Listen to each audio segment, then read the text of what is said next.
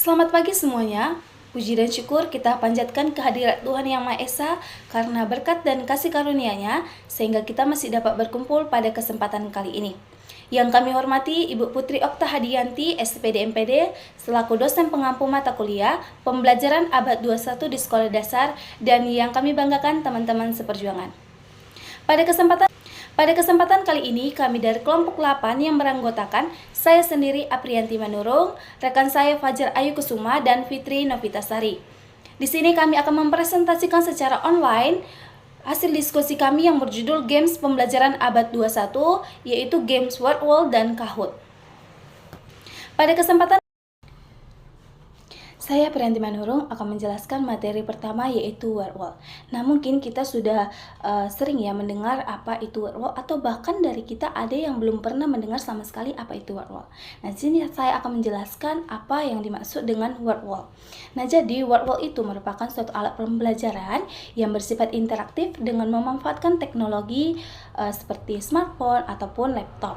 Nah, jadi Wordwall ini dia itu merupakan suatu platform menarik yang dapat kita akses melalui browser, yang bisa digunakan juga sebagai sarana evaluasi atau sebagai alat pembelajaran yang menarik bagi peserta didik. Nah, tujuan dari Wordwall ini tentu untuk membuat pembelajaran itu jauh lebih menarik supaya siswa itu tidak bosan dengan pembelajaran yang monoton. Dan di dalam Wordwall ini sendiri dia itu terdapat banyak jenis-jenis games yang menarik yang dapat kita gunakan nantinya. Selanjutnya, fitur-fitur yang tersedia di Wordwall.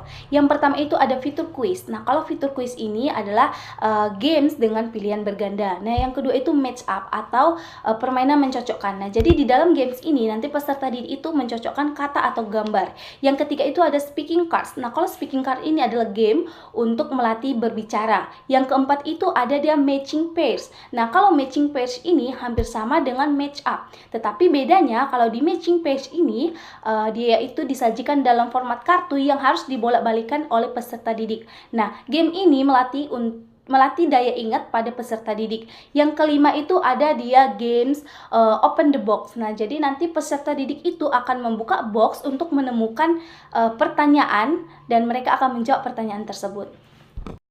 Yang keenam itu ada Enneagram. Nah, kalau di game Enneagram ini, siswa itu akan menyusun huruf-huruf acak untuk membentuk suatu kata yang benar. Yang ketujuh itu ada Anjambi. Nah, kalau Anjambi ini dia itu hampir mirip dengan Enneagram, tetapi kata-katanya itu jauh lebih panjang. Yang kedelapan itu adalah group sort. Nah, kalau di group sort ini, peserta didik itu akan mengelompokkan kata atau gambar berdasarkan kategori. Yang kesembilan itu ada spin the wheel. Nah, kalau spin the wheel ini, roda itu akan diputar untuk menentukan pertanyaan atau tantangan yang harus dijawab oleh peserta didik. Yang ke-10 itu ada flashcards. Nah, kalau flashcard ini adalah game yang menampilkan fitur atau kartu secara singkat untuk meningkatkan daya ingat pada peserta didik. Yang ke-11 itu ada find the match. Find the match ini hampir mirip dengan match up. Dia itu untuk menentukan pasangan kata atau gambar. Dan yang terakhir itu ada complete the sentence. Nah, kalau complete the sentence ini adalah peserta didik itu melengkapi kata-kata yang benar. Kemudian kita masuk ke langkah-langkah Wordwall. Nah, pertama kita masuk ke halaman Wordwall.net, di mana kita harus membuat akun terlebih dahulu untuk mengakses halaman tersebut. Nah, kedua kita masukkan email dan passwordnya untuk membuat akun dalam Wordwall tersebut. Ketiga, terdapat create activity di sebelah kanan. Nah, kita klik. Keempat, di sana kita bisa melihat beberapa opsi kuis yang akan kita gunakan dalam Wordwall tersebut. Kelima, di dalamnya terdapat open the box. Nah, kita klik open the box tersebut, lalu kita masukkan kuis atau soal-soal yang akan kita gunakan di dalam Wordwall tersebut. Jika kita ingin menggunakan kunci jawaban, kita beri tanda centang pada bagian yang jawaban yang benar. Kemudian, setelah kita selesai membuat kuis atau memasukkan soal-soal kuis beserta jawabannya, kita klik done dan kita share link tersebut kepada peserta didik. Nah, kemudian peserta didik mengklik link yang sudah di-share oleh guru dan muncul leaderboard, di mana setelah kita mengklik leaderboard tersebut muncul papan ketik untuk memasukkan username dari peserta didik tersebut. Nah, terakhir, guru dapat melihat nama-nama peserta didik yang telah mengikuti kuis tersebut. Kemudian kita masuk ke dalam kelebihan WordWall. Pertama, WordWall merupakan media yang sangat luas untuk kita jangkau, baik itu dari berbagai jenjang sekolah, baik itu SD, SMP, SMA, bahkan mahasiswa dapat mengakses WordWall ini. Kedua, WordWall ini tidak membosankan dan sangat menarik untuk digunakan, di mana terdapat banyak fitur dan permainan yang dapat kita gunakan sambil belajar. Ketiga, di dalam WordWall ini menawarkan banyak kreativitas dan fitur-fitur yang dapat meningkatkan kreativitas kita di dalamnya. Nah, keempat, WordWall dapat meningkatkan minat belajar siswa dalam proses belajar karena proses belajar sambil bermain yang menjadi menyenangkan. Kemudian, WordWall ini dapat kita gunakan sebagai alat pengganti evaluasi dalam pembelajaran. Terakhir, kuis dalam WordWall ini dapat kita cetak berupa kertas yang dapat kita bagikan langsung kepada peserta didik. Selain kelebihan, terdapat pula kekurangan dalam penggunaan WordWall, di mana dalam penggunaan WordWall ini kita memerlukan jaringan yang stabil dan bagus untuk mengakses dan menggunakan WordWall ini. Kedua, dalam penggunaan WordWall kita hanya menggunakan media visual, di mana media tersebut hanya dapat kita lihat dan tidak bisa kita dengar, karena di dalam WordWall itu kita menggunakan media yang menggunakan internet. Ketiga, penggunaan WordWall ini memakan banyak waktu untuk membuat kuis atau soal-soal evaluasi di dalamnya. Kemudian kita masuk ke dalam pengertian Kahoot, di mana Kahoot merupakan suatu platform pembelajaran online yang menyediakan kuis dan permainan. Kahoot juga berfungsi sebagai alat pembelajaran interaktif yang biasa digunakan untuk kuis, soal-soal tambahan, serta latihan dalam proses belajar.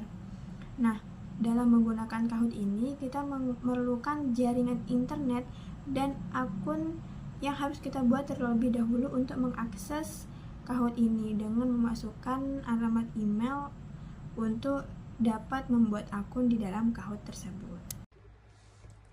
Nah, selanjutnya kita akan membahas fitur-fitur yang terdapat di Kahoot.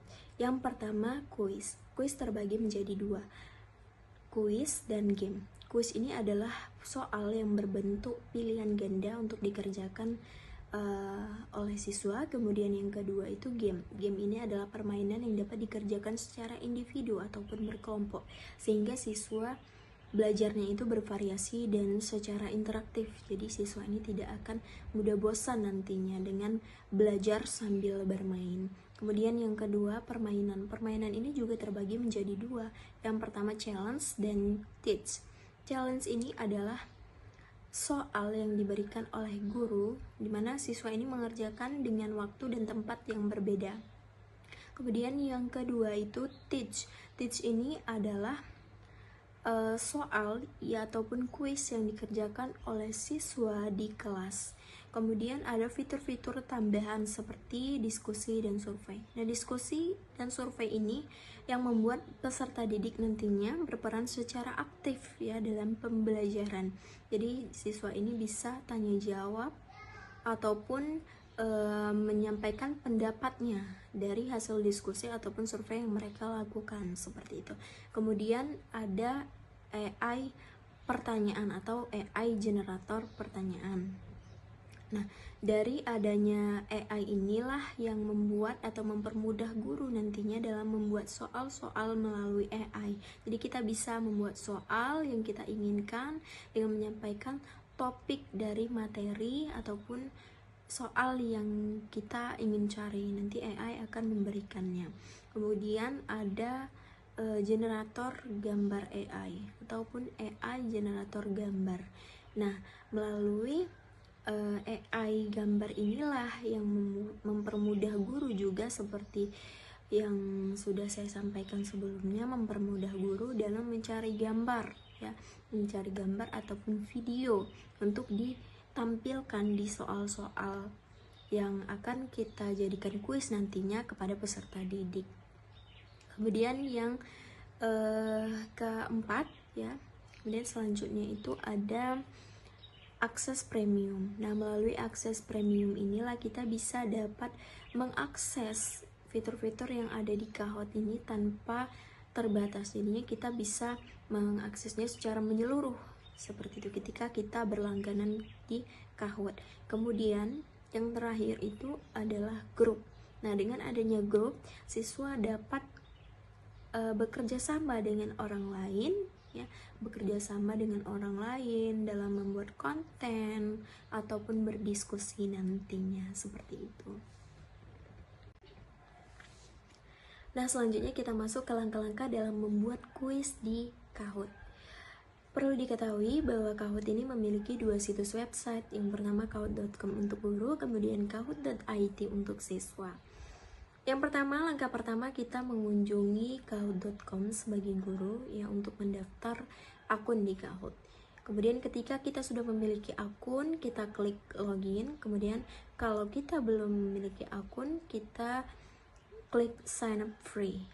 Nah, setelah kita klik sign up free, kita akan diarahkan dengan akun yang kita buat itu untuk akun siswa atau guru. Kita klik akun guru, kemudian selanjutnya pekerjaan kita di sekolah. Kemudian setelah mengklik itu, langkah kedua ya, kita akan masuk langsung ke dalam beranda Kahoot. Nah, setelah kita masuk ke beranda Kahoot, kita klik pojok kanan atas, itu ada yang bacaannya create ya. Setelah klik create, kemudian kita klik Kahoot. Setelah klik Kahoot, kita klik blank canvas. Nah, setelah itu langkah ketiga ya, setelah kita klik blank canvas tadi, kita akan langsung muncul di tempat pembuatan soal. Jadi kita klik aja soal-soal ataupun kita ketik soal-soal yang emang ingin kita buat ya. Kita klik soal-soalnya, kemudian jika ingin memasukkan gambar ataupun video juga bisa.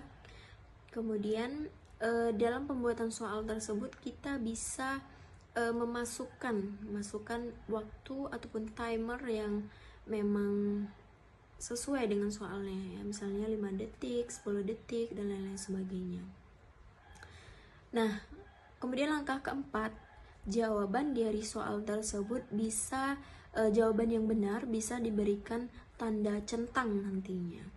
Kemudian setelah kita selesai membuat soal ya, setelah kita selesai, langkah yang kelima, kita klik save ya, save atau simpan atau done. Kita klik di kanan pojok atas ya, di kanan pojok atas kita klik, kemudian selesai. Itu cara membuat kuis di dalam Kahoot.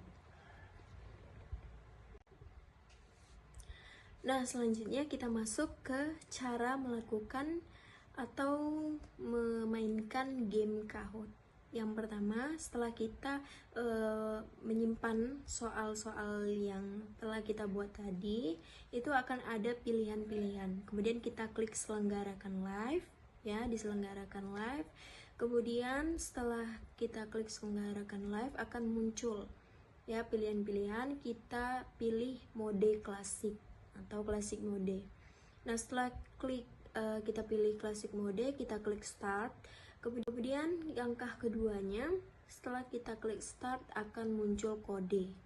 Nah, kode tersebut bisa langsung dibagikan atau disalin kemudian dibagikan kepada siswa. Nah, kemudian yang ketiga, siswa dapat langsung mengunjungi situs ya untuk siswa tadi, situsnya kahoot.it atau IT. Kemudian langkah kelimanya, siswa memasukkan kode yang telah dibagikan oleh guru tadi. Nah, kemudian yang keenam, masing-masing soal akan diberikan atau mendapatkan poin. Kemudian setelah selesai nantinya langkah yang terakhir, yang ketujuh, setelah selesai semuanya, maka akan muncul hasil ataupun nilai dari masing-masing siswa. Baik itu benarnya, salahnya, kemudian nilai yang paling tinggi itu siswa siapa, seperti itu. Nah, kemudian kelebihan dalam menggunakan Kahoot. Yang pertama, dengan adanya kuis, siswa ini jadi lebih terdorong untuk mencatat segala informasi yang disampaikan oleh guru agar bisa menjawab ya kuis-kuis yang diberikan oleh guru nantinya di akhir pembelajaran. Seperti itu. Kemudian yang kedua, ya siswa ini jadi lebih terdorong untuk meningkatkan nilai dari kuis-kuis yang telah dilakukan. Jadi ketika kuis ini dilakukan secara terus-menerus setiap akhir pembelajaran, jadi siswa ini akan lebih termotivasi untuk meningkatkan nilai kuis yang sebelumnya rendah, kemudian pada pertemuan berikutnya dengan kuis yang diberikan oleh guru, maka siswa akan terdorong untuk meningkatkan nilainya agar lebih tinggi lagi.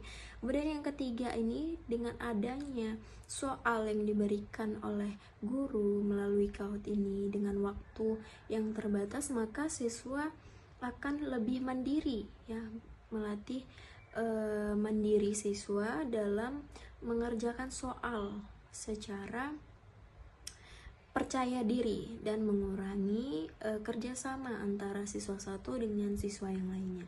Kemudian yang keempat, dengan adanya Kahoot, ya, dengan adanya situs Kahoot yang dua seperti yang saya jelaskan, ada kahoot.com untuk guru dan kahoot.it untuk siswa. Jadi siswa ini tidak perlu mendaftarkan akunnya lagi seperti cara guru, ya, cara guru mendaftarkan akunnya yang sudah saya jelaskan tadi. Jadi dengan mengunjungi situs kahoot.it, siswa ini langsung diarahkan untuk memasukkan kode join. Tidak perlu mendaftar akun-akun lagi seperti guru tadi. Jadi mempermudah siswa. Kemudian yang kelima, mempermudah guru nantinya dalam melakukan evaluasi pembelajaran. Jadi guru tidak perlu lagi memeriksa jawaban-jawaban yang dikerjakan oleh siswa itu secara manual, karena dalam Kahoot itu kan sudah muncul atau tertera nilainya berapa, kemudian jawaban yang benar dan salahnya itu seperti apa. Jadi sebagai guru nantinya kita bisa menggunakan itu sebagai bahan evaluasi pembelajaran. Nah, kekurangan dalam penggunaan Kahoot, yang pertama itu infrastrukturnya harus lengkap. Jadi dalam akses Kahoot itu kita memerlukan yang namanya jaringan yang stabil, kemudian komputer ataupun handphone. Jadi pihak sekolah dan orang tua di rumah juga harus menyediakan segala infrastruktur yang dibutuhkan. Jadi ketika jaringannya tidak stabil, ya, kemudian infrastrukturnya tidak lengkap seperti komputer ataupun handphone minimal tidak ada, maka pembelajaran di Kahoot ini tidak dapat dilaksanakan dengan baik, ya. Tidak dapat dilaksanakan dengan baik sehingga guru tidak akan dapat melakukan evaluasi pembelajaran. Jadi harus dilakukan secara manual nantinya. Ini termasuk kekurangan dalam penggunaan Kahoot jika infrastruktur yang ada di sekolah ataupun di rumah itu tidak lengkap. Kemudian yang kedua itu peran orang tua. Nah, peran orang tua ini juga sangat penting nantinya dalam membantu anak, ya, sebagai guru di rumah dalam mengajari anak menggunakan Kahoot nantinya. Jadi orang tua juga harus tahu dalam penggunaan Kahoot. Jadi ketika guru memberikan soal ataupun kuis yang bisa dikerjakan di rumah, orang tua dapat membantu siswa, membantu anaknya dalam pengerjaan soal tersebut. Seperti itu. Baik, kesimpulan dari materi kita hari ini yaitu penggunaan WordWall dan Kahoot sebagai alat pembelajaran terbukti efektif untuk meningkatkan semangat belajar siswa.